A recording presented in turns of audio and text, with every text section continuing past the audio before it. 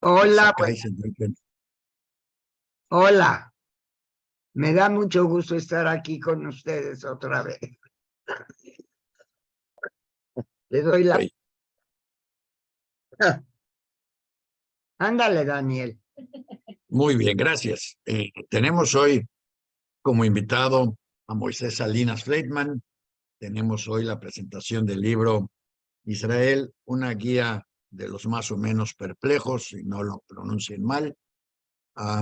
Y tenemos hoy un programa, por primera vez un programa que yo hubiera preferido no tener, un tema que hubiera preferido no tratar. Y lo chistoso es que hubieran preferido no tener este programa y no tratar este tema porque hace realidad todo lo que durante 20 años he estado diciendo que iba a pasar, y para colmo lo hace realidad a los 75 años, quiere decir exactamente en el año que yo dije que iba a pasar, y eso realmente me molesta mucho porque yo estaba advirtiendo de algo malo que iba a pasar, y toda la gente me tiró de loca cuando no me dejó de hablar, y me dijo que estaba yo loco, incluyendo gente presente en esta pantalla, que decía que estaba yo loco. ¿Cómo crees? Israel sabe perfectamente lo que hace. Los líderes de Israel son la sabiduría eterna. Dios les infunde en la noche toda la sabiduría que deben de tener, y de día ellos no hacen nada más que implementar cosas buenas, porque ellos no pueden cometer errores. Y si alguien cree que pueda cometer errores, pregúntenle a la Federación Sionista, y cualquier federación sionista en cualquier parte del mundo les va a demostrar que los líderes de Israel, del Estado de Israel, son infalibles, porque los líderes del pueblo judío son muy, muy falibles. El caso es que precisamente por eso no quería yo tener este tema y lo estoy posponiendo, y para posponerlo aún más, es empezar el programa con las efemérides, porque las efemérides, a pesar de que voy a hablar de muertos y de cosas y de que son mucho más agradables que el tema del libro. Entonces, vamos a empezar con las efemérides, eh, que de alguna manera nos va a ligar al tema central del programa de hoy. En esta semana recordamos el nacimiento de Abraham Goldfaden. Para quienes no saben quién es Abraham Goldfaden, que puede ser prácticamente cualquier ciudadano del Estado de Israel, Abraham Goldfaden fue un compositor judío, el cual inventó, entre otras cosas, la opereta en yiddish, la cual sirvió como antecedente para todas las creaciones de Benny Goodman, Gershwin y todos los demás. De ahí surge todo ese género de música moderna. También murió Isaac Bashevis Singer. A lo mejor ahí sí hay algunos israelíes que sepan quién es, pero no muchos. La mayor parte, y menos los que votaron, tampoco saben quién es, porque Isaac Bashevis Singer es lo que en Israel llaman uno de los europeos. Y bueno, pues es un premio Nobel que escribió en yiddish y que casualmente escribió peor que su hermano. Su hermano escribió mucho mejor que él, pero pues el hermano se murió a destiempo, y entonces el premio lo recibió Isaac Bashevis Singer. Debería yo de recordar el libro del hermano, la familia Karnofsky. Si no lo he leído, debe de leerlo, porque la familia Karnofsky es la historia del judaísmo secular, es la historia de casi todos nosotros. Entonces, y ese, claro, dije, es el hermano de Bashevis Singer. Bashevis Singer escribió otras cosas, pero en una de las que escribió, que a lo mejor es la que mejor se presta para el tema de este programa, es de un hombre hablando con una mujer, y están hablando y están por morir, y dicen, bueno, ahorita que moramos queremos que nos entierren juntos, que nos entierren agarrados de la mano, y bueno, los entierran, y resulta que cuando los entierran se van por un túnel de luz, túnel oscuro al final del cual hay una gran luz, y cuando aparecen en la gran luz acaban de nacer. O sea, es exactamente lo contrario de lo que vemos todos. No te mueres antes de nacer y luego te vuelves humano. Eres otra cosa y te mueres y luego apareces como humano. Eh, Curiosamente, también este año, fíjense, esta semana, celebramos la aparición del primer judío en el Parlamento británico como judío. Eh, Antes podían estar en el Parlamento, pero se tenían que convertir. Con Rothschild en 1858 se acabó esa costumbre y se permitió que un judío fuera judío y estuviera en el Parlamento británico. Le siguió rápidamente Disraeli y muchos otros que se han distinguido en su servicio a la sociedad inglesa y a la democracia en general. Y vamos a hablar del Parlamento. Recuerden que mencioné el Parlamento británico, muy importante porque no vamos a estar hablando de otro parlamento llamado Knesset y qué es lo que significa y cómo 150 años después de que Rothschild está en un parlamento que ya llevaba muchos años de existencia, el Estado de Israel todavía no tiene uno. Bueno, también vamos a recordar, y esto es quizás sí un punto vital para lo que estamos hablando, en 27 de julio de 1656, Baruch Spinoza, para que no saben quién es Baruch Spinoza, es un judío sefaradí. Para que no saben quién es un judío sefaradí, los judíos sefaradíes no son los de los países árabes, son los que vienen de España, sus orígenes vienen de España. Y Baruch Spinoza vivía en Holanda. Y Baruch Spinoza cometió el error de decir que Dios está dentro de todos, que Dios es molecular, que Dios es la naturaleza. Y bueno, a la comunidad judía en su profunda sabiduría decidieron que Baruch Spinoza no podía ser en lo correcto, ni merecía vivir, y entonces lo expulsaron. Le hicieron ¿cómo se le llama cuando lo sacan de la... Jerem. Jerem. Jerem, sí, un jerem, pero en español. Bueno, el caso es que le hicieron un jerem y lo corrieron de la comunidad judía de Ámsterdam. Para que nos entendamos, porque todos piensan la comunidad judía de Ámsterdam, bueno, pues a lo mejor era igual a la comunidad judía de Vistahermosa. No, no, no. Ámsterdam era conocida como la ciudad de la libertad. Todas las religiones, todas las iglesias tenían el derecho de existir libremente en Ámsterdam, pero todas tenían que vivir dentro de su propio grupo. Y si no se podían revolver. Fue la fórmula que encontraron los holandeses para evitar las masacres que se estaban dando por toda Europa entre hugonetes, cristianos, católicos, todo. Entonces, para que no se pelearan entre todos y todos progresaran, dejaron que todos fueran libres en Ámsterdam, pero cada quien por su lado, juntos pero separados. Y a Baruch Spinoza lo expulsaron y por consiguiente, Baruch Spinoza no tenía dónde ir.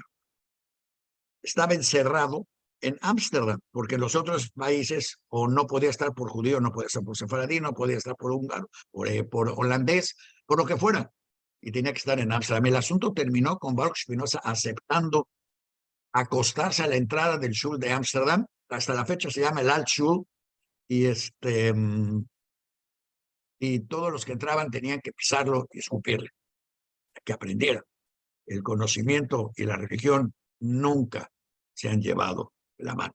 Y los que quieren hacer conocimiento, pues más les vale estar listos a recibir las consecuencias de los líderes que absorben sabiduría en la noche cuando hablan con Dios.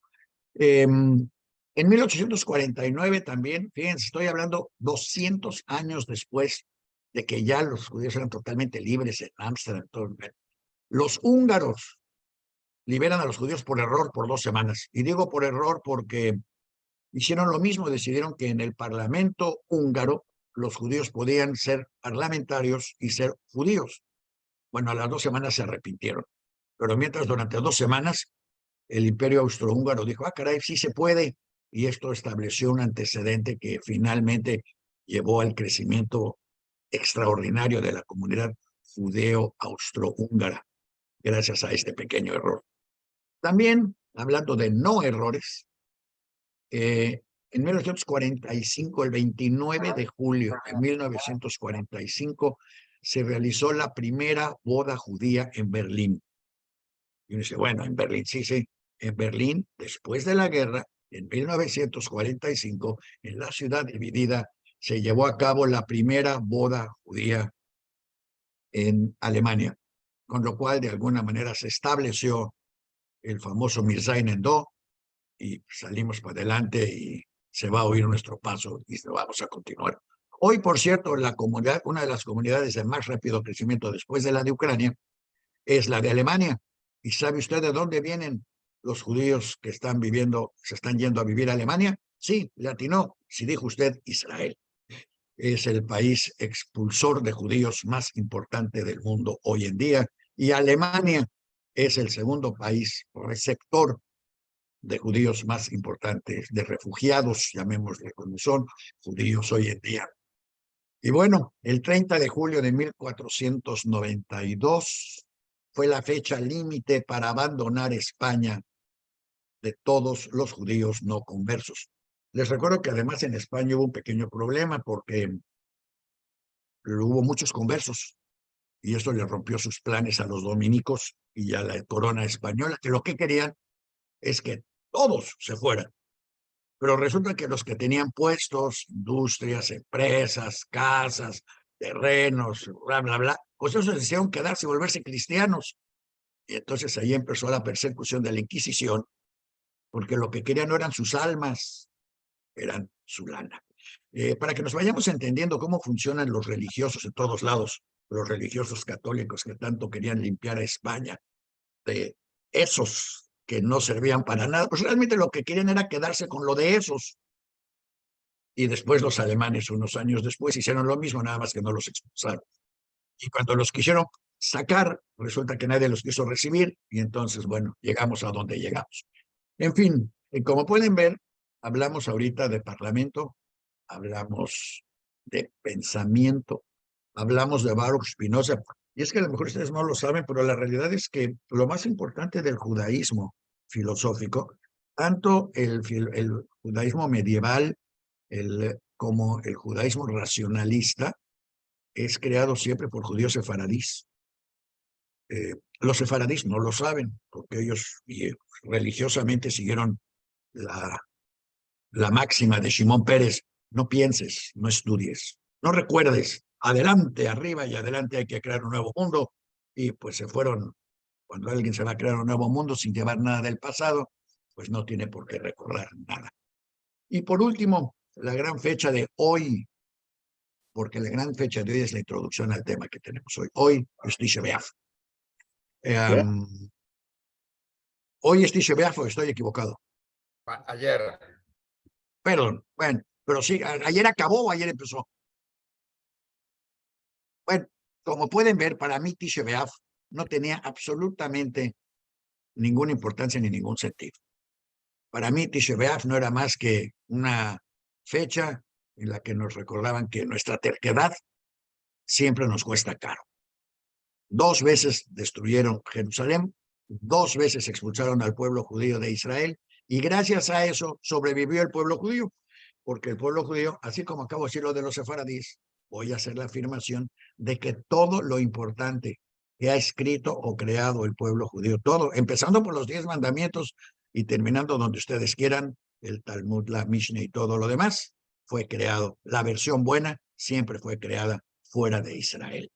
Lo cual quiere decir que si estuviéramos todavía encerrados en el mismo país, pues a lo mejor no sé qué seríamos, pero definitivamente no seríamos los judíos que somos hoy. A lo mejor seríamos mejores, puede ser, César, que quién sabe, pero definitivamente no seríamos. Y con este toque de positivismo, podemos pasar a un tema: ¿qué es Tisha B'Av y qué pasó en esas fechas? Debo de reconocer, y me voy a extender tantito para darle razón, porque si no el tema del que va a hablar Moisés y del que seguramente querrá participar Isaac no va a ser muy comprensible para todos ustedes, porque estoy viendo todos los comentarios, he tenido muchísimos comentarios sobre este tema y todos hablan de que el Señor los ilumine y Dios los guíe, y en este momento tenemos que ser amigos y seamos cuates y démonos besos y por favor amémonos y toda serie de sandeces que de ninguna manera tocan el tema real que estamos tratando. Como introducción voy a hablar de otra fecha, de Hanukkah. Usted recuerda Hanukkah, la gran fecha de la liberación judía. Y yo decía en la escuela, pero pues, ¿de qué nos liberamos? No, de los griegos, pero los griegos no estaban ahí. Bueno, de los sirios, pero los sirios no estaban ahí. ¿Y quién nos liberó? Y entonces yo decía, bueno, bajaron unos señores de la montaña, y con todo respeto a todos los montañeses, nunca ha habido grandes universidades y grandes pensadores de las montañas. Es más, creo que los Beatles tienen la canción de Fool on the Hill. Después está uno viendo desde la montaña y ve uno el sol y ve el atardecer y piensa uno en muchas cosas, pero definitivamente la filosofía no es necesariamente el tema fuerte de la gente de la montaña. El caso es que bajaron una familia de macabeos de las montañas, liberaron el templo y se llevaron 7 días limpiándolo. Y después de 7 días lo reinauguraron, y 70 años después ese país había desaparecido y ese templo también, en Tisha B'Av. Y dice, bueno, ¿qué limpiaron? Y una vez en la calle, caminando en Polanco, yo acostumbraba a caminar por allá, alguien me dijo, un religioso me dijo, crúzate, ¿qué? Porque ahí está la iglesia de estos. Bueno, la iglesia de estos era Betel y no se puede caminar sobre la banqueta de Betel porque esos no son judíos. Buen judío debe de evitarlos. Dije, oye, ¿sabes qué me acabas de decir? ¿Qué fue lo que hicieron los macabeos? Los macabeos entraron a Jerusalén, donde seguramente gobernaban los reformistas o los conservadores, y tenían algunas esculturas ahí del César o de quien estuviera de moda en aquel entonces, y seguramente hasta comían algo que no fuera totalmente kosher, o yo que sé que tantas cosas hacían como las que hacemos hoy, y ustedes llegaron y lo liberaron, pero para liberarlo, pues nos mataron a nosotros. Las víctimas de Hanukkah éramos nosotros, los seculares o los liberales o los griegos, porque entonces descubrí que el término griego se refería a los que hablábamos griego, sí, los que hablábamos griego o arameo, entre ellos estaban todos los cristianos, bueno, Jesús, no había cristianos, los que después se volverían cristianos, venían de ese grupo. Entonces, de pronto entendí, dije, ah, mira nada más, y me fui un poquito hacia atrás y descubrí, para que vean las aportaciones que hemos hecho en este tema al mundo nosotros. ¿Usted sabe de dónde viene la palabra sicario? Una palabra muy común en algunos países últimamente, en casi todos en los que nos están escuchando. Pues fíjese que la palabra sicario viene de una palabra hebrea que se llama sicá, que es un cuchillo pequeño en hebreo. Los sicarios fue lo que usó Juan de Guixalá, un líder celote, un líder religiosísimo, en Jerusalén, para controlar a los que no querían ser ortodoxos como él. No, no para luchar contra los romanos, no, para consolidar su poder, porque él tenía la razón. Y entonces los sicarios lo soltaron en Jerusalén porque su habilidad para aterrorizar a los moderados logró sofocar cualquier disidencia contra Juan de Guixalá. Finalmente, la gente sí se rebeló contra los celotes, pero para cuando lo hicieron ya era muy tarde. Ya había prevalecido prácticamente la brutalidad, y este buen Juan de Guixalá no tuvo reparos alguno en invitar a ejércitos extranjeros, los idumeos en caso específico, para ayudarlo a reprimir la rebelión de esos. ¿Quiénes son esos? Pues los no judíos, o sea, los judíos seculares, los judíos liberales. En resumen, una tremenda guerra civil, igual que la que se dio antes cuando fue la primera destrucción del templo, igual como la que está ebulliendo en este momento en el Estado de Israel.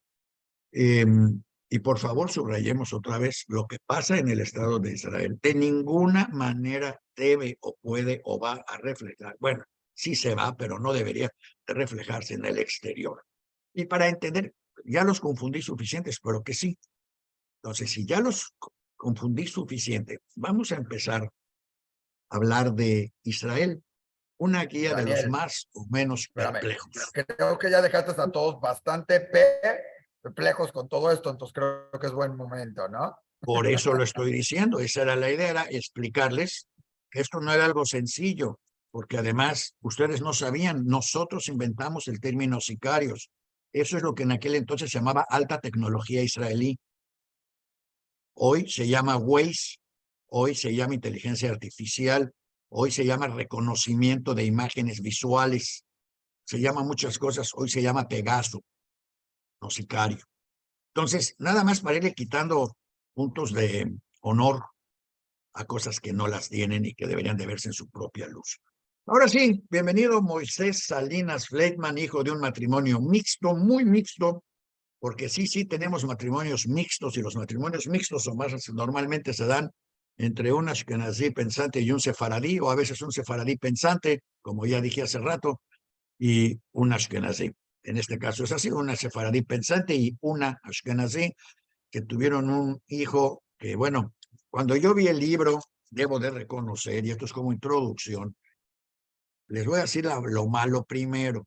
Este libro, no sé si por error o por ignorancia, o de veras por dedicación y por una capacidad de autodefinición extraordinaria, está patrocinado por el Consejo Sionista de México. Está patrocinado, porque hay anuncios de un montón de organizaciones que no se la van a creer ustedes. Todas las organizaciones sionistas están aquí. Y de paso, para meterle ruido al asunto, mire, Organización Sionista Sefaradí, Federación Sefaradí Latinoamericana, Mujeres Sionistas, Moisés Mitrani, y luego Gimel. Gimel es la asociación de gays y sionistas y trans y quién sabe cuántas cosas, que obviamente totalmente son enemigos pasados de quienes están tomando el poder en Israel, pero no importa. El caso es que aquí están todos revueltos, patrocinando un libro que yo creo que nunca leyeron. Y si leyeron, debo de, antes que nada, de dar mis respetos más profundos a todas estas organizaciones por tener la habilidad y la capacidad de ser la primera organización sionista en cualquier parte del mundo en reconocer el problema por el que pasa Israel, saber que este no es un problema de ya no somos amigos, pero mañana nos vamos a encontentar, saber que esto requiere de una solución quirúrgica profunda y saber que están a punto de perder su país y no se ponen las pilas. Pero bueno, a ver, Moisés, cuéntanos cómo es que toda esta gente está patrocinando un libro cuando toda esta gente, el que yo conozco por lo menos, tiende a decir que cuando no están de acuerdo con algo, bueno, no son religiosos, pero un religioso no te patrocinaría un libro que cuestionara la existencia de Dios. Un católico no te patrocinaría un libro que te cuestionara la existencia de Jesús. ¿Cómo es que la comunidad, todas las organizaciones sionistas se unen para patrocinar tu libro? ¿Quién Pues eres o qué eres? primero que nada, Daniel, Isaac, muchas gracias por la invitación. Un gusto estar aquí platicando con ustedes, que pues tenemos muchos años de conocernos y mucha admiración por el trabajo que ustedes hacen.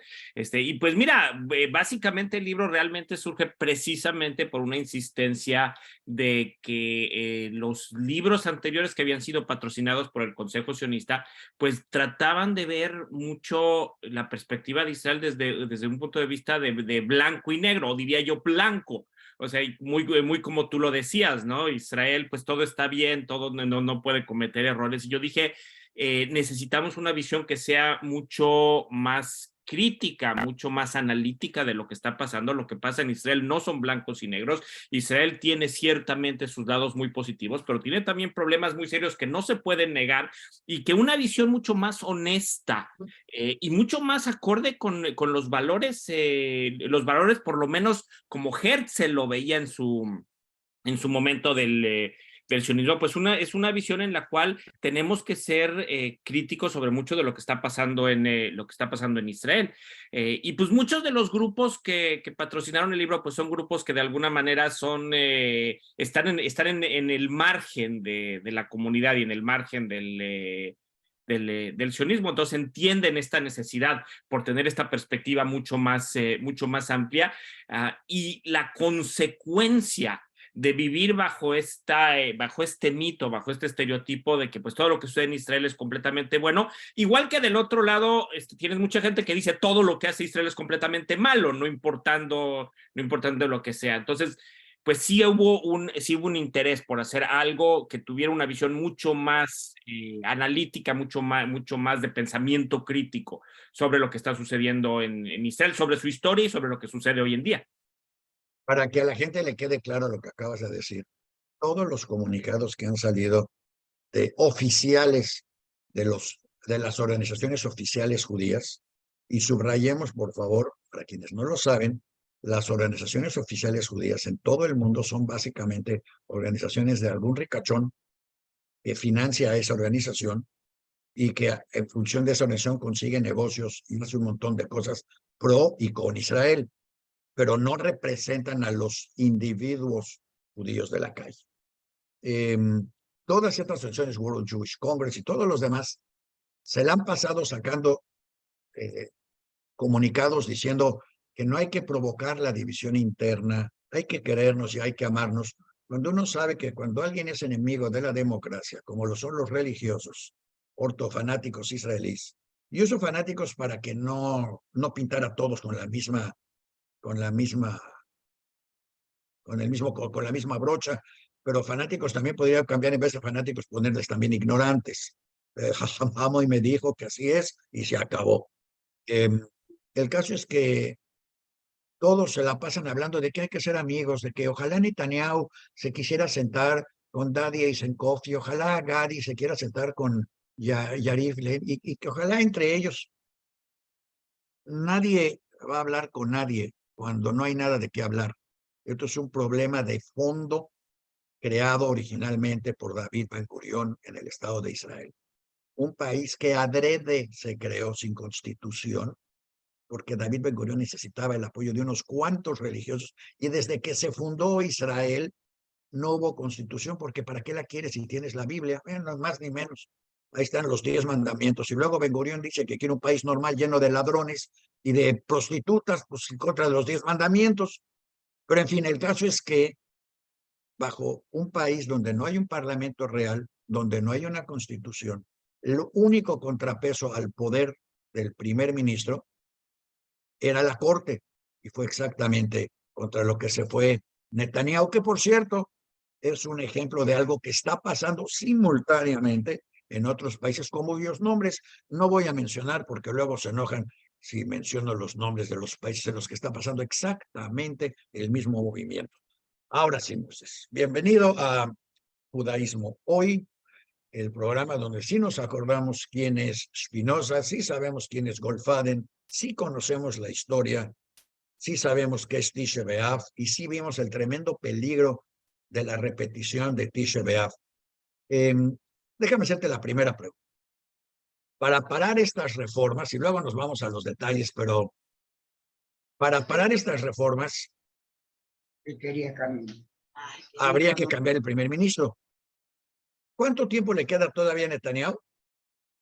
Pues te queda un poco más de 3 años, Daniel, porque las elecciones apenas fueron a finales del año pasado, el gobierno se formó apenas en noviembre, diciembre que empezó, así que le quedan poco más de 3 años de su cadencia normal. Por supuesto, algo puede suceder, pero que caiga el gobierno, lo cual en Israel no es usual que los gobiernos duren menos de los 4 años que tienen que tienen que durar según ley, o sea, el máximo de 4 años que tienen que durar según ley.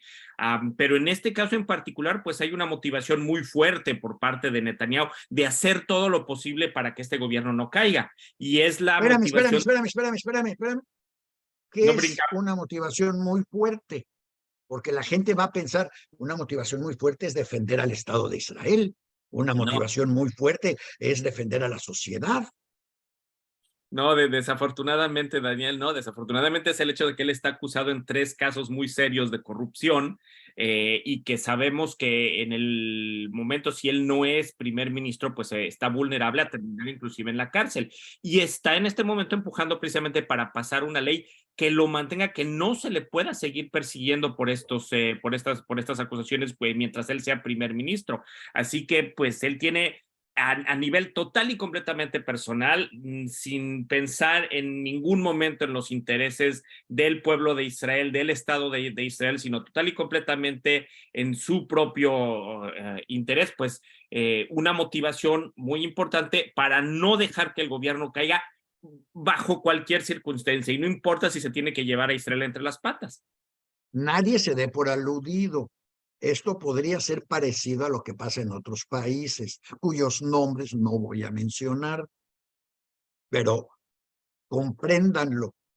Pueden vivir desde Argentina hasta Canadá, y resulta que hay toda una serie de países en los que se está dando exactamente, nada más en este continente, no voy a hablar de otros continentes, esta misma circunstancia. ¿Cuántos años lleva Netanyahu en el poder? Va a sumar 16, ¿ya? En En el total, país que se supone que es el país más democrático en el cercano oriente, porque sí, Netanyahu lleva menos años que los jeques árabes y tiene menos mujeres que ellos. sí, pero si sumamos sus 3 cadencias como primer ministro, es el primer ministro que más años ha servido en Israel, y como sabemos, en Israel sí hay reelección, no es como México, como Estados Unidos, que puedes reelegirte una sola vez como presidente. En Israel te puedes seguir reeligiendo indefinidamente mientras la gente siga votando, pues te puedes quedar ahí, así que pues ya vamos por 16 años. Mira, nadie sabe para quién trabaja porque Ben Gurión pensó que él nunca se iba a morir y por eso lo dejó así. Y luego que llega Dios y lo llama y el beneficiario es el enemigo de 180 grados de Ben Gurión, que es el vetar. Por cierto, ¿qué es vetar? Pues el vetar es el movimiento, parte del movimiento, de lo que es No, ¿dónde está vetar? ¿Por qué se llama vetar? Fíjate que no sé cuáles son las siglas que representa, o sea, es el No, es un movimiento. lugar. Fíjate que el vetar es un lugar. Fue el punto de la última resistencia, vetar. Ujú. Y todo ese movimiento es muy interesante porque todo ese movimiento está basado en lo antijudío. La marcha de Masada, el suicidio de los de Masada, el suicidio de los extremistas, la destrucción del país por culpa de los malos líderes, y todo eso es lo que representa Netanyahu como una respuesta a Ben Gurión, que era tan socialista y tan liberal que en Israel no existe el matrimonio civil, ¿verdad? Es correcto, solo existe Solo el religioso. El monopolio del matrimonio lo tienen los religiosos, solo te puedes casar si eres, o sea, si eres judío solo te puedes casar ante el rabinato, si eres musulmán solo te puedes casar frente a un imán, frente en una mezquita, si eres cristiano solo te puedes casar en una iglesia, no existe la posibilidad, y muchos israelíes que tienen matrimonios que son exogámicos, se tienen que ir a Chipre a poder casarse. Y eso ha sido desde siempre. Correcto, es muy Lo correcto. subrayo porque queremos, yo de pronto acá le estoy echando la culpa a los extremistas de derecha, pero no es cierto. Todos esos israelíes que aceptaron que se negara la historia judía, que aceptaron que se negara la identidad judía real, que dijeron que éramos unos borregos y que solo ellos sabían la verdad, por haber nacido ahí, todos esos israelíes que aceptaron irse a casar Chipre en vez de pelear por sus derechos, están pagando las consecuencias. Y eso sí lo subrayo para todo mundo, en Estados Unidos, en México, en Argentina, en donde sean. Los derechos no se pueden pelear cuando ya se perdieron. Los derechos hay que pelearlos antes de que se pierdan. Entonces, ahora cuéntame, por favor, ¿qué fue lo que ya perdieron los israelíes? Pues, Además del derecho de casarse de siempre. Pero Daniel, en realidad desde un principio, y bien lo dices, desde que Ben Gurión trató de crear este consenso nacional, tuvo que sacrificar muchas cosas. O sea, uno de los temas, se habla, por ejemplo, hoy en día de que hay muchos israelíes molestos con que los ultraortodoxos, que hay cientos de miles de estudiantes de yeshivot que no tienen que servir en el ejército, cuando los israelíes seculares sí están obligados a servir. Y eso empezó precisamente por una concesión que hizo Ben Gurión en su momento, para que un pequeño número de yeshive bohers, de abrejim que estudiaban Torah, dijeran pueden no ir Discúlpame que te corrija, no es que estés en un error, pero ya pusieron una moción legal para que el ir a rezarle a Dios sea equiparable al servicio militar, porque finalmente tú sabes cuántas horas tienes que dedicar al día para que Dios te escuche. Claro, si estás en Tierra Santa y en el muro debería de escucharte luego, pero just in case es lo mismo ponerte un uniforme, ir a ametrallar gente, que meterte a una escuela y ponerte a rezar todo el día. Eso ya es prácticamente legal o idéntico en el Estado de Israel. Continúa, por favor. Y el tema, el tema, Daniel, de lo que sucede tanto con los árabes israelíes como con los palestinos en los territorios ocupados, es también otro tema que es una concesión a un tema de derechos humanos, a un tema de tratar de mantener de manera ambigua cuál es el estatus de Israel en los territorios ocupados, así como el estatus de los palestinos como tal, para no tener que confrontar una situación que, pues, según la ley internacional y según, pues, sí, pues los principios éticos, es una situación muy compleja, y el estar dispuestos a sacrificar esa claridad, pues también abre todos estos espacios legales para que pues haya también toda esta ambigüedad sobre temas de derechos dentro de Israel. Déjame abrir un paréntesis, por favor, porque luego parto de la base que mucha de la gente que nos escucha no necesariamente está al día en todos estos temas y sí necesariamente está bombardeada por medios de comunicación que refuerzan diariamente lo que ya sabían o creían saber para que no tengan que pensar mucho tiempo analizando cosas. Y aquí nos gusta que la gente analice. No tienen que estar de acuerdo con nosotros, pueden estar equivocados, pero sí tienen que analizar y pensar. Y si no están de acuerdo, tener buenos argumentos. El problema de los palestinos es muy simple. O son ciudadanos del Estado de Israel con plenitud de derechos, o tienen su propio Estado, o son conquistados. Cualquiera de las tres, no hay otro punto. No hay medio conquistados, no hay medio ciudadanos. No importa a cuántos metan al hospital y les hagan una cardiograma o a cuántos les compongan un callo que les salió en el pie. Nada de eso justifica el odio tan tremendo que se está generando en función de la represión constante a la vida palestina en el Estado, ni siquiera en el Estado de Israel, en los territorios ocupados, que han tenido distintos nombres: territorios ocupados, territorios administrados, de territorios sagrados, el verdadero imperio de Israel, y de acuerdo a Netanyahu y su partido, la mitad de Israel, porque la otra mitad es Jordania. Así que prepárense porque ya llegó el que andaba ausente. Pero discúlpame, sigamos, nada más quería yo establecer términos que la gente podría no conocer. Y el problema de los palestinos es que si se vuelven ciudadanos de Israel, pues los israelíes presuponen que en una democracia podrán ir a votar. Y si van a votar y los israelíes no votan, pues podrían votar en contra de un primer ministro israelí, judío. Y si hay un primer ministro que no sea judío, pues ¿cómo puede haber un país judío? Entonces es una contradicción de base, como si el tener un primer ministro judío garantizara la sobrevivencia de cualquier elemento del judaísmo. Por ejemplo, el judeo español, por ejemplo, el judaísmo secular, por ejemplo, los derechos de los seculares, por ejemplo, el yiddish, etcétera, que de todos modos no tiene ninguna validez en el Estado de Israel. Lo cual demuestra que tener un primer ministro judío no es una garantía de judaicidad. A lo mejor un primer ministro palestino, como en Inglaterra, que tienen ahí a un hindú, a lo mejor un primer ministro palestino sería más sensible a todas las minorías. Pero divago, por favor, continúo.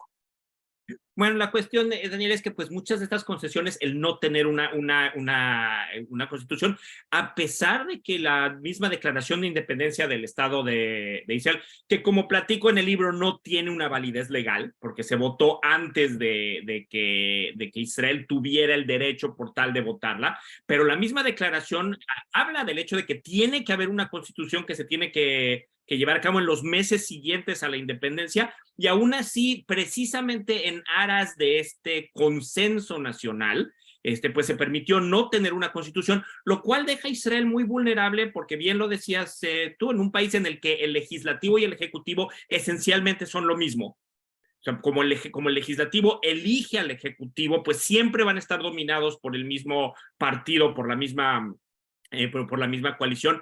Al no haber una constitución, no hay un contrapeso más que la Suprema Corte, que ha servido como contrapeso, y esa es otra concesión que la gente en Israel estuvo dispuesta a aceptar por 75 años, que ahora nos mete en un problema muy serio, porque no existen leyes básicas, pero las leyes básicas tienen en realidad el mismo estatus que una ley normal. 61 miembros de la Knesset, de los 120 miembros del Parlamento, pueden votar y cambiar y eliminar cualquier ley básica. No tiene las protecciones que normalmente una constitucional tiene, y pues entonces pone a la democracia israelí en un peligro muy, muy serio. Pero nada más para aclarar también, esos 61 miembros son elegidos en paquetes de partido, no son elegidos individualmente. Esa democracia no elige a sus representantes. Si el partido gana, el partido mete a quien quiera, y ustedes, quienes viven en otros países de hablas extrañas, en lugares como América, entenderán perfectamente bien lo que significa tener a un grupo de ignorantes o de seguidores o de no pensantes como diputados, senadores, que no hay dos cámaras, además solo hay una, siguiendo las instrucciones del primer ministro. Entonces, las consecuencias son muy claras para quienes quieran pensar en todos esos elementos.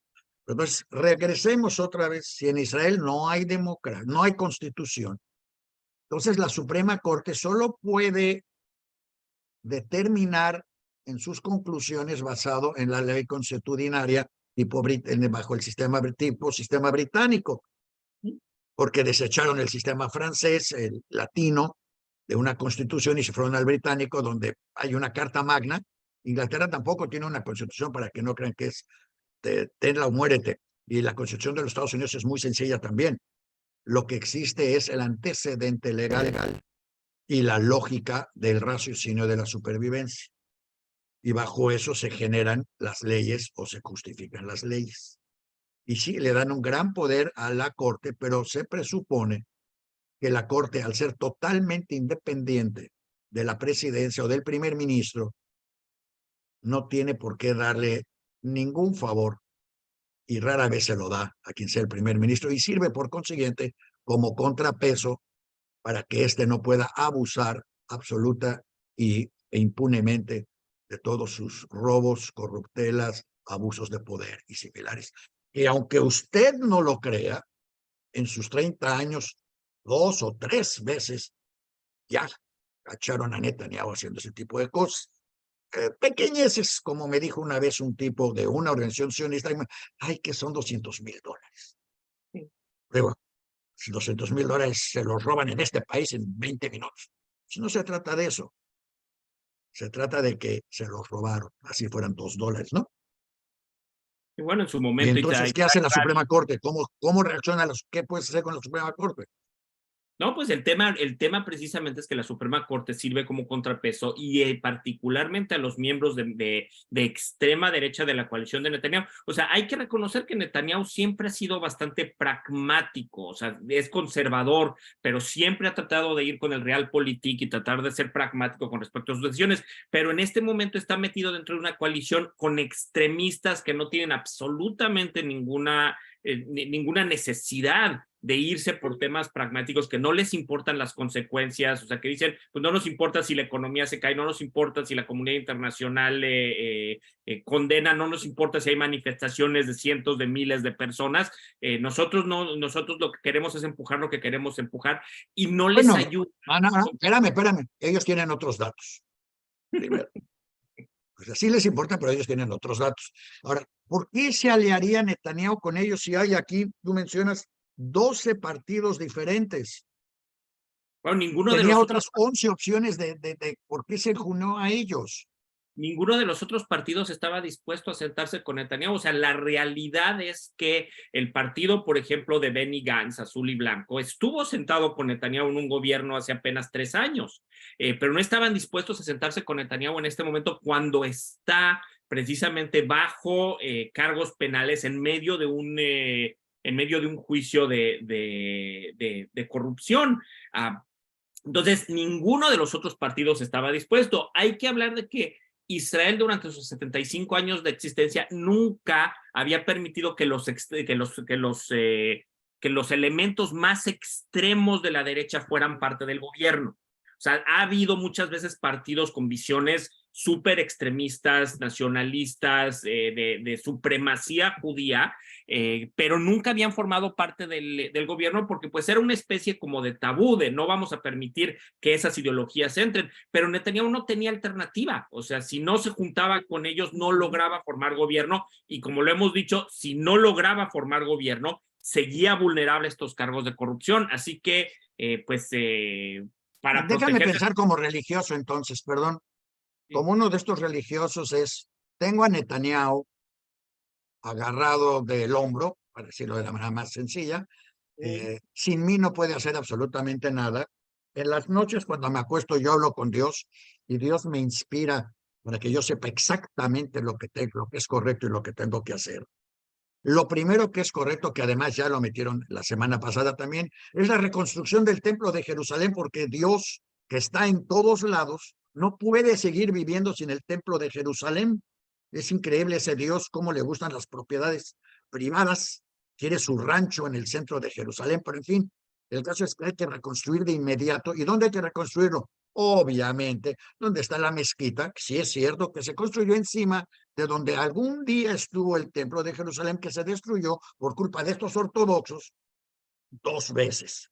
Entonces ya quieren regresar la tercera vez a hacer lo mismo y no les importa nada porque ellos tienen la verdad. Y cuando tienes una verdad dogmática, nada, no hay plática, no hay vamos a agarrarnos de la mano, ay, vamos a tomar un café juntos, porque además ellos no van a tomar café con una mujer, y no van a tomar café con un gay, y no van a tomar café con un secular, y no van a tomar café en un lugar que no sea kosher, y no van a, en resumen, no van a tomar café el viernes en la noche, ni el sábado en la mañana. En resumen, las posibilidades de que esta gente se siente con alguien que no sean ellos mismos a tomar café es sumamente limitado. Agregando, porque no hemos mencionado, creo que deberías de mencionar que las hipotecas y los beneficios de comprar casas en territorios palestinos son extraordinariamente buenos. Es correcto. Es correcto y de hecho la gran mayoría de los israelíes que viven en los territorios ocupados hoy en día viven ahí no por una cuestión ideológica, viven ahí por simplemente una cuestión económica que conviene mucho más, es mucho más barato, recibes muchos mejores beneficios, inclusive en muchos casos recibes pues créditos fiscales y demás para poder vivir en los territorios ocupados y pues por lo tanto muchos israelíes que no les importa o que no les interesaría de otra manera vivir en un territorio que tiene un estatus legal muy complicado, muy ambiguo, que cualquier día la comunidad internacional puede venir a decir, a ver, aquí ya no pueden estar los israelíes y sin embargo compran su casa y hacen su vida ahí. ¿Por qué? Porque tiene ventajas económicas muy fuertes. Pero hay 3 elementos que no mencionaste. Hay 3 elementos que no mencionaste. Uno, viven dentro de guetos. Pero nada más para que nos vayamos entendiendo y veamos esto en la perspectiva judía. Todas estas colonias imperialistas son guetos en Israel. Viven en guetos donde tienen que estarse cuidando todo el tiempo. A mí me hicieron el favor de inscribirme en un grupo maravilloso que se llama, ¿cómo se llama este grupo? Col, no. Es un grupo de bitajón israelí, donde tú empiezas a leer todos los ataques que hay todos los días en estas zonas y no lo puedes creer, es una guerra eterna en la que tú sabes que tus hijos están saliendo a la calle en una zona en la que los van o los pueden balacear, acuchillar. Un sicario, palabra hebrea, ¿cierto? Un sicario los puede atacar, un terrorista de ambos lados, porque es un terrorista Goldstein, un terrorista religioso, el que mató a un grupo de árabes, no al revés. Es uno de esos terroristas el que mató a un primer ministro israelí. Nadie más lo ha hecho. Solo para entender quiénes son estas gentes, porque tú dices, bueno, nada más están ahí. No. Son terroristas y están convencidos de que lo que hacen se va sin ninguna pena. Porque el asesino de Rabin, el que disparó, ahí está feliz en la cárcel con todas sus comidas kosher, masajes kosher y yo no sé cuántas cosas. Pero los que lo provocaron no pagaron ninguna consecuencia. Entonces, esa es una. 2, están dispuestos a vivir en zonas que están bardeadas y bajo constante vigilancia, que en Europa Oriental se llamaban guetos dentro del Estado de Israel y no les importa por el beneficio. Y 3, tienen un beneficio adicional. Fíjate qué chistoso por cada hijo que tengan, lo cual quiere decir que además el Estado está financiando, ¿dónde he oído eso? Está financiando para que haya más votos en el futuro a favor del gobierno que está provocando esta situación. Sí, es correcto, Daniel. Entonces Y pues es un círculo vicioso que tú mencionas por acá al hablar del sistema electoral y la dictadura perfecta. Por cierto, no dije, perdón, la democracia perfecta. Yo estaba pensando en una película de otro país cuyo nombre no me deja mencionar, Isaac, pero no, esto es la democracia perfecta. Por cierto, todo este libro lo pueden comprar baratísimo en Amazon y tenemos el link en Diario Judío, ¿eh? No tienen que depender de lo que estamos hablando acá. Pero a ver, vamos con estos religiosos. Primero, estos religiosos no son un solo grupo. Hay muchos grupos diferentes. ¿De acuerdo? Es más, a mi gusto, el grupo más honesto es el que vive en Nueva York, porque ese grupo honesto dice Israel no existe, punto. Ni puede ser un Estado judío, porque claramente dice nuestra tradición que pues tiene que regresar el Moshiach. Y si el Moshiach no ha regresado, y definitivamente no es Netanyahu, el Estado no existe. Y entonces ellos, congruentes con su pensar, se quedan en Nueva York o en Antwerp o donde quieran también. Pero luego están los de Israel. En Israel tampoco son un solo grupo. El grupo que está ahorita acá es un grupo que era totalmente, casi ilegal antes. Sí, bueno, ahorita hay 3 grandes partidos políticos, pero cada uno de ellos tiene diferentes facciones internas que se unifican, digamos, para tener más poder electoral y para pasar el umbral electoral, que en Israel, si no consigues ese 3.25% de los votos, todos los votos para tu partido se pierden. Entonces, pero son 3 partidos principales, cada uno juntan diferentes grupos. Un partido de ultraortodoxos ashkenazim, que es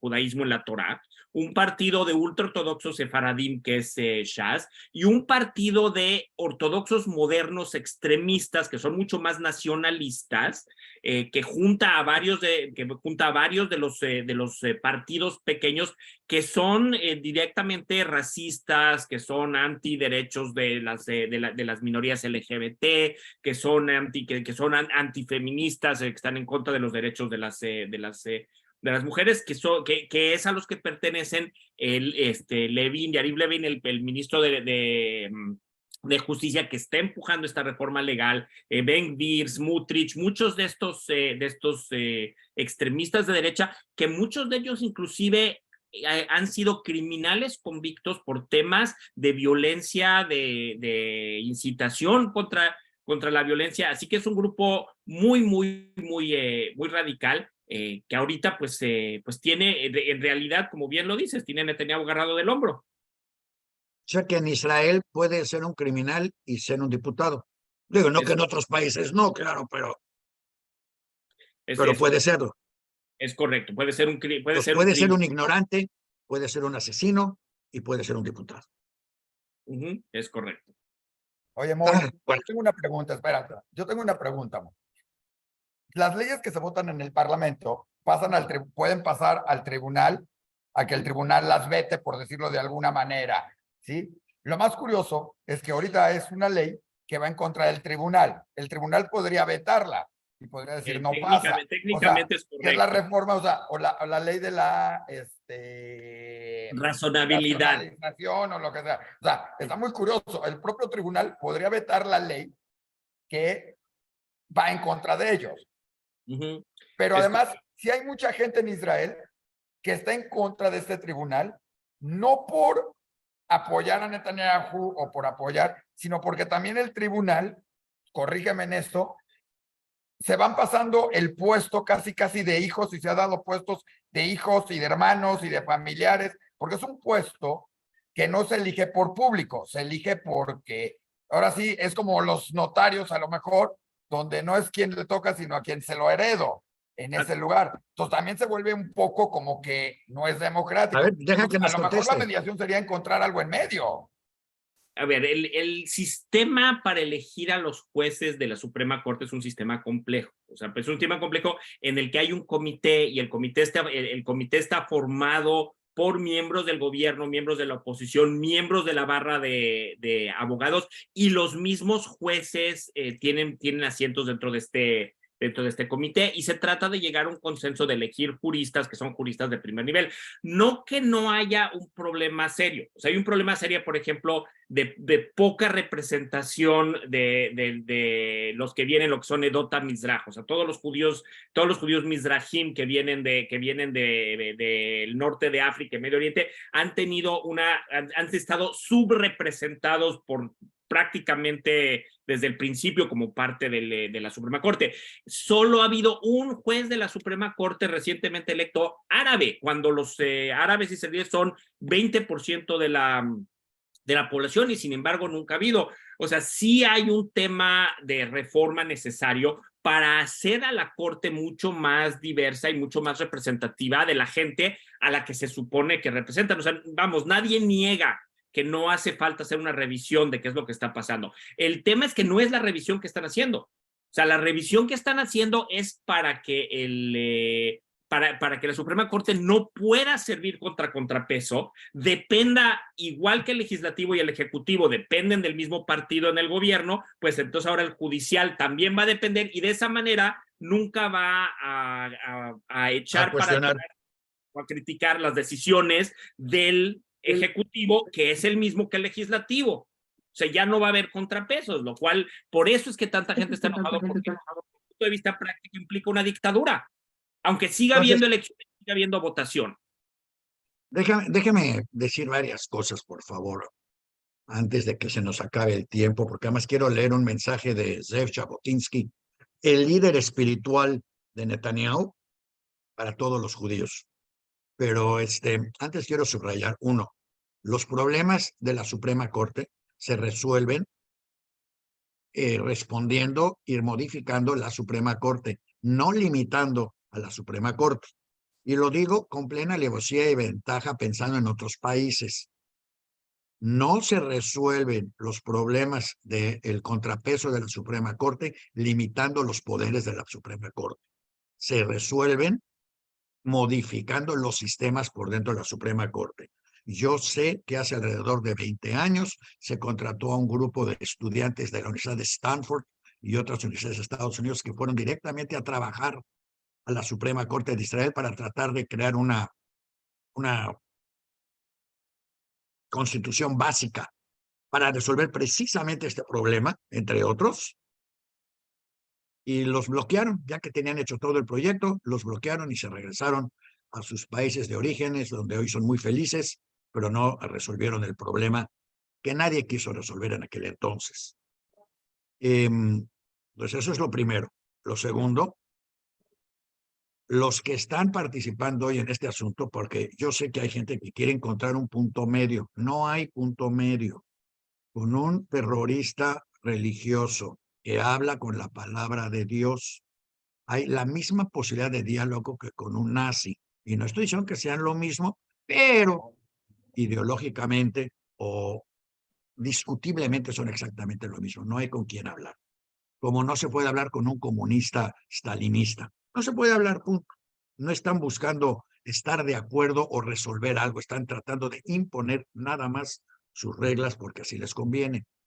3, el hecho de que tú hayas salido, disculpa que lo diga así, pero a mi gusto, de la nada, de un país que tiene estos mismos problemas y a través de un análisis de lo que sucede en Israel de alguna manera casi metafísica, estás analizando lo que está pasando en otros países de populismo, me resulta sumamente satisfactorio e interesante y me da mucho gusto poder tenerte acá, porque además no creo que haya ningún otro programa en ninguna otra parte del mundo judío donde pudieras hablar con toda la libertad del mundo y decir todo lo que quieras decir. Y eso también me hace sentirme muy bien. También por consiguiente, obviamente, si usted es de ese grupo con el que habla con Dios todas las noches y quiere hablar en este programa, avísenos. Adrede lo tenemos el viernes en la mañana para que todos los religiosos puedan escucharnos y puedan venir si quieren venir a hablar de sus puntos. No estamos anti nadie. Curiosamente estamos pro razón. Y en algún libro, acá en algún punto en tu libro dices claramente, antes de que celebras a los gays, a quién sabe cuántas cosas, dice acá, estas divisiones sociales que acabas de mencionar, con el tiempo llegaron una a una a cobrar su venganza ante el establishment sionista que fundó al país. Sin embargo, nunca antes habían sido estas divisiones más profundas que durante la era de Netanyahu, un líder populista que obviamente prosperó en un ambiente de divisionismo y confrontación. Cuando se dividen fifis y chairos, buenos y malos, no hay punto de conversación. Nadie quiere conversar, todos quieren ganar y nadie quiere perder. No hay una camaradería que permita a toda esta gente reunirse. Estoy totalmente de acuerdo contigo. Y lo que no hemos comentado, que también es muy importante, que tú sí lo dijiste y yo lo ignoré realmente, fue que Israel claramente se está posicionando en el mundo occidental del que depende como un país en una situación no grata. Porque ahora Israel quiere darles lecciones de moralidad a los alemanes, cuando los amorales son los israelíes. Pero eso sí, mandaron 10 soldados, mandaron 10 doctores a Ucrania y creen que mandando 10 doctores a algún lado, la gente va a ignorar lo que están haciendo dentro del país y no se va a ignorar. Estos problemas no se tanto los han pateado que, como tú dices acá, estas decisiones ya los alcanzaron y desgraciadamente van a tener que hacer algo al respecto. Pones acá el ser judío y democrático. Sí, sí existe eso. Sionista y socialista, sí, también existe eso. Secular y judío, bueno, puras contradicciones. Nada más te faltó acá poner gay. Israel es simultáneamente, que por cierto, no hay desfile gay más grande que el de Tel Aviv. Algún día lo veremos en Irán también, pero por lo pronto el de Tel Aviv es el número 1 en el mundo. Por lo pronto. Israel es simultáneamente la tesis y la antítesis de todos estos principios. Y ahora se está confrontando a que va a tener que tomar decisiones que lo van a tener que colocar claramente en uno o en otra posición. Déjame leerte lo que te escribió Zev Jabotinsky, porque realmente te lo escribió a ti y a tus lectores. Y dice así, lo escribió en el día de Tisha B'Av de 1938. Desde hace ya 3 años me dirijo a todos ustedes, judíos, en este caso él decía judíos de Polonia, pero podríamos haber dicho judíos de Israel, la crema de la judería mundial, con un llamado. Les estoy advirtiendo sin cesar que se avecina una catástrofe. Mis cabellos se han vuelto blanco y he envejecido años, pues mi corazón derrama sangre debido al hecho de que ustedes, mis queridos hermanos y hermanas, no ven el volcán que comenzará muy pronto a escupir el fuego del exterminio. 1938. Tengo ante mis ojos una visión terrible y queda muy poco tiempo para aún poder salvarse. Lo sé, ustedes no lo ven porque viven atribulados por sus problemas de día a día. Escuchen mis palabras en el último minuto. Por Dios, sálvese cada uno como puede y mientras quede tiempo, y el tiempo es muy corto. Algo más quisiera yo decirles este Tisha B'Av, dijo Zev Jabotinsky. Aquellos que logren salvar sus vidas de la catástrofe gozarán de un día festivo de gran alegría judía, el del renacimiento y creación del Estado de Israel. Yo no lo voy a ver, pero mi hijo sí. Lo creo tanto como que mañana va a volver a salir el sol. 2 errores de Zev Jabotinsky. Sí lo llegó a ver, y su hijo también, y el Estado de Israel fue el reflector o el receptor de todo esto. Él creía que esta destrucción iba a suceder en los siguientes 20 años. Él puso, apurémonos, no tenemos más de 20 años, hay que hacer un gran plan de evacuación de Europa en un éxodo marítimo al mandato británico de Palestina, que yo estimo nos tomará tan solo 20 años. Ahora, este mismo documento de Zev, traducido a lo hoy, es decir, ¿y ahora quién podrá salvarnos? Tienes el micrófono. Pues Daniel, yo la verdad es que veo la situación en Israel con gran preocupación y creo que, mira, por un lado me da un poquito de esperanza el ver de que hay un renacimiento por el interés en lo político, algo que había sido, que la verdad los israelíes pues simplemente se habían desconectado completamente, habían dicho no hace ninguna diferencia, no importa si es Netanyahu, si es Lapid, si es Bennett, si es Gantz, quien quiera, todo, y se están dando cuenta de que no, de que sí hace una diferencia y esperemos que eso pues sea una luz de esperanza en todo el tema de lo que está pasando. Pero como yo lo digo, como lo digo al final del libro, y creo que es un tema, que ese es el tema fundamental, si no nos damos cuenta y no tomamos una posición y no resolvemos muchos de estos problemas, muchas de estas contradicciones fundamentales que existen en Israel, Israel corre el riesgo de desaparecer, si no físicamente, porque a lo mejor físicamente va a seguir existiendo como país, sí como reflejo de los valores democráticos y de los valores sionistas originales, lo que pensaba Herzl, como esta sociedad ejemplar. Entonces es muy importante que nos demos cuenta de eso y que trabajemos para rescatar esos valores, para rescatar esa esencia del sionismo y del pueblo judío, y pues que Israel pueda seguir siendo una luz entre las naciones. Receta adicional, además de leer tu libro, aprendan de historia judía, aprendan yiddish, aprendan judaísmo, regresen a su identidad, porque parte de este problema es la absoluta pérdida de identidad de los israelíes, que no saben ni qué hacer ni a qué jalar, porque no tienen ninguna identidad más que la de israelíes. Y esa, al igual que sus leyes, no les dice nada hoy. Desafortunadamente no tiene las respuestas. El día que un israelí se pueda casar en un matrimonio mixto en Israel sin tener que escapar del país, ese día vamos a poder volver a regresar a decir, se salvó finalmente el Estado de Israel. Como les dije al principio del programa, un tema que hubiera yo preferido no tocar, pero que ahora nos vamos a ser tontos. Un tema que hubiera yo preferido ignorar, como tantos otros ignoran, pero que no nos sirve de nada ignorar. Un tema en el que afortunadamente encontramos un portavoz claro. El libro realmente lo puede leer, y digo, no lo digo de manera discriminatoria, ni mucho menos, cualquiera lo puede leer. Un exalumno de ciertas escuelas que conocemos también lo puede leer y lo va a entender completamente. Así es que no tienen ninguna palabreja difícil, la explicación es muy clara. Léanlo y hagan algo.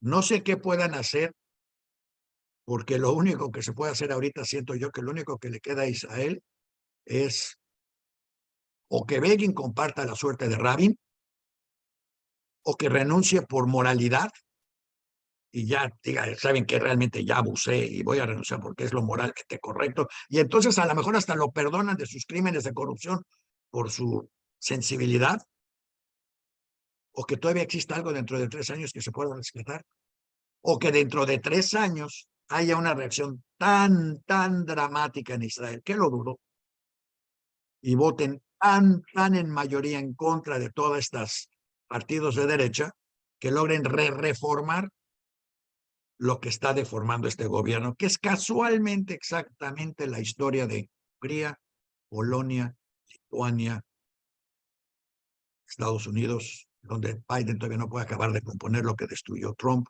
México, donde el trabajo va a ser enorme, Brasil, etcétera, donde la renovación de lo que sí estaba mal, pero que la solución no era destruirlo, sino componerlo, va a llevar muchísimo tiempo. Bueno, a lo mejor por lo menos eso nos mantiene ocupados. No sé si tengan algún comentario que agregar. Moisés, Laler Quemaya, Isaac. Daniel, por el espacio y pues invitar a todos a que si tienen oportunidad pues vean el libro. Como dijo Daniel, está muy económico, el libro es, yo lo doné al consejo, así que yo no hago un centavo de todo lo que se venda del libro, todo lo que se venda es donativo, así que pues ahora sí exhortarlos a todos a que lo lean, y siempre contento de que me inviten a poder comentar. Oye, Pues te Moisés, vamos a estamos volver a como incluir. punto, espérame, Daniel, como punto importante, Daniel.